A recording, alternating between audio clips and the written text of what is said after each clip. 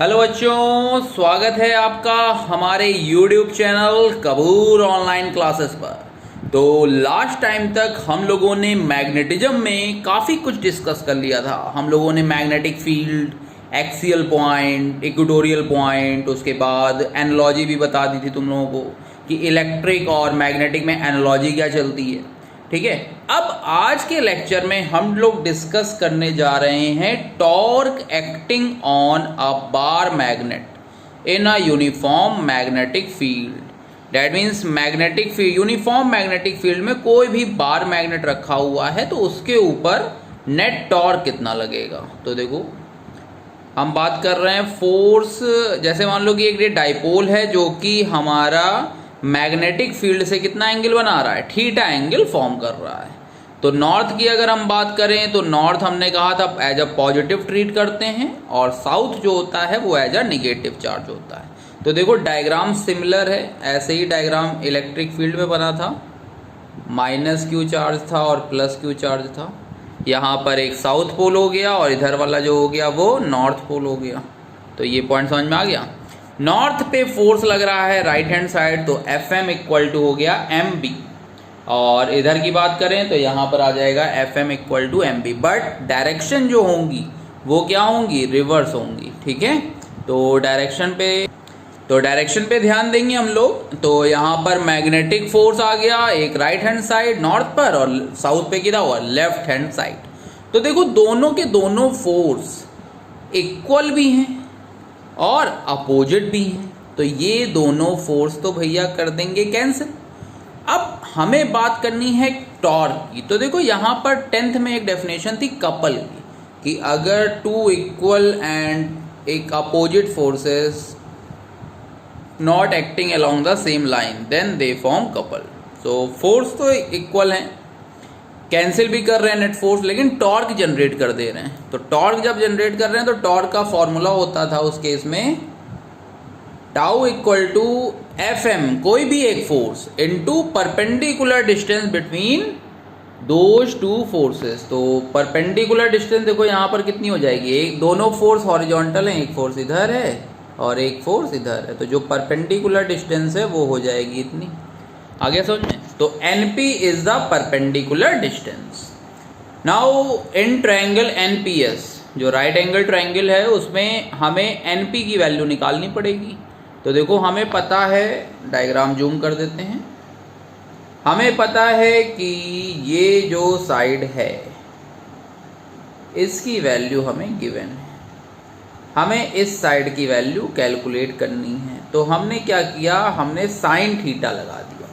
Sine theta equal to क्या होता है, परपेंडिकुलर अपॉन हाइपोटेन्यूज। तो साइन थीटा इक्वल टू आ गया NP अपॉन 2L। सो यहाँ से अगर सॉल्व करेंगे तो NP इक्वल टू हो जाएगा साइन थीटा इंटू 2L। तो टाउ इक्वल टू आ जाएगा F की वैल्यू कितनी थी, MB into 2L sine theta. तो M इंटू 2L ये क्या होता है, ये होता है मैग्नेटिक डाइपोल मोमेंट। तो टाउ इक्वल टू आ गया MB साइन थीटा। समझ में आ गया इतना, MB साइन थीटा। ओके, तो all of you got it. अब बात आती है वेक्टर फॉर्म की। तो वेक्टर फॉर्म भी वैसे ही है, M और B के बीच में साइन थीटा एंगल आ रहा है तो जाहिर सी बात है क्रॉस प्रोडक्ट होगा, क्योंकि टाउ भी जो है वो क्या है, वेक्टर क्वांटिटी है। तो टाउ इक्वल टू आ जाएगा M क्रॉस B आ जाएगा। ठीक है, अब tendency of torque to align dipole along the B। अब बात आती है पोटेंशियल एनर्जी क्या होगी। तो पोटेंशियल एनर्जी देख लो, the work done to rotate the dipole from zero energy position to any angular position is called magnetic potential energy of dipole। अगर हम यहाँ पर बात करें तो U इक्वल टू हो जाएगा minus MB cos theta, where M क्या है, M है मैग्नेटिक डाइपोल मोमेंट। तो ये फॉर्मूला समझ में आ गया,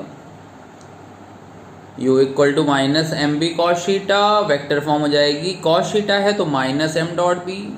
आप देखो यहाँ पर जो एक नंबर का क्वेश्चन आता है वो आता है कि मैग्नेटिक में अनस्टेबल इक्विलिब्रियम कब होता है। तो कब होता है? जब थीटा इक्वल टू 180 डिग्री। जब किसी भी बॉडी के पास पोटेंशियल एनर्जी ज़्यादा होगी तो वो अनस्टेबल कंडीशन में होगी, और जब पोटेंशियल एनर्जी क्या होगी? कम होगी, तो वो स्टेबल इक्विलिब्रियम होगा। तो थीटा इक्वल टू 180 डिग्री की अगर हम बात करें तो उस समय जो टोटल फाइनल आंसर आया हमारा वो कितना आया? Plus mb। तो ये जो होगा वो क्या होगा? Unstable equilibrium. और दूसरी अगर हम बात करें मिनिमम पोटेंशियल एनर्जी की, तो व्हेन थीटा इक्वल टू 0, जब थीटा हमारा 0 हो जाएगा, so what does mean? It means that dipole is placed along the direction of field, so U minimum equal to आ जाएगा -mb, और वो जो कंडीशन होगी वो क्या होगी? Stable equilibrium. तो हमें जो याद करना है वो याद करना है कि अनस्टेबल इक्विलिब्रियम कब होता है? जब थीटा हमारा कितना होता है? 180 डिग्री। और स्टेबल कब होता है? जब थीटा होता है 0 डिग्री। तो ये पॉइंट समझ में आ गया है। अब लास्ट हेडिंग है, लास्ट पेज की तरफ बढ़ रहे हैं हम लोग, जिसकी प्रूविंग भी है। तो प्रूविंग क्या है? देखो, करंट कैरिंग सोलेनॉइड, एक सोलेनॉइड है, उसको हमें करना है as a bar magnet. Current carrying solenoid को हमें ट्रीट करना है बार मैग्नेट, और उसके बाद हमें क्या करनी है?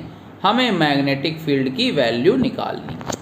तो इतनी इम्पॉर्टेंट नहीं है प्रूविंग, लेकिन सिलेबस में है। तो सिलेबस में है तो हम लोगों का फ़र्ज है, एक उत्तरदायित्व बनता है हम लोगों का कि कराएं तुम लोगों के लिए। तो देखो, let an elementary circular coil, हमने क्या किया? हमने एक सर्कुलर क्वाइल मान ली, सोलेनॉइड था उसमें हमने एक सर्कुलर क्वाइल मान ली, ठीक है। अब of radius capital R and thickness dx, thickness उसकी कितनी है? dx है। अब देखो वहाँ पर हमें पता है dB का फॉर्मूला, dB इक्वल टू क्या होता?